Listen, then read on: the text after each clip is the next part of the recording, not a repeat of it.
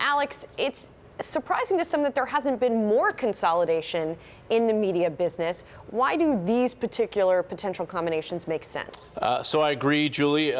Look, broadly speaking, we probably should have seen more consolidation among the bigger companies that have not done particularly well over the past several years. The reason there being that there is a tectonic movement happening away from your traditional cable bundle, and it's been going on for a while now.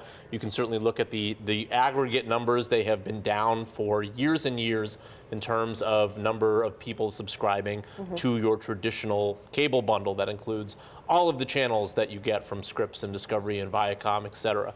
The idea now is that these providers are finally offering skinnier bundles, which don't include some of the lesser watch networks that have always, for years, been incorporated into your cable bundle, and you have been forced to pay for them through your $100 bill per month, even if you didn't watch those channels. Now the providers are finally starting to get a little bit of leverage over the programmers and saying, so to back up a second, it used to be that if they didn't offer those lesser watch networks, the programming companies would say, you can't get the good stuff either, right? Yeah. Now the programmers have said, fine, you don't want us to get the good stuff? We can live without them. You can get that on Hulu or Netflix or some other YouTube, et cetera. But why haven't they just closed down the stuff that the providers don't want? Because we're not there yet. That's why. Because still 95 million U.S. households or whatever the number is get cable. So these struggling networks are still not total loss leaders yet.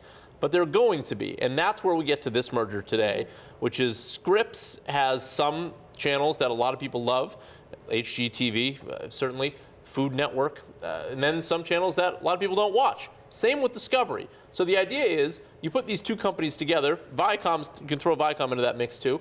Some very popular channels, some not so popular channels. Throw them together, then you can eventually weed away the networks that people don't watch because they're already being weeded away by these skinny bundles that don't offer them. Then you can just focus on the good networks, and then you can slowly wind down the networks that no one watches or somehow aggregate them into the networks that they do watch. So the logic is good.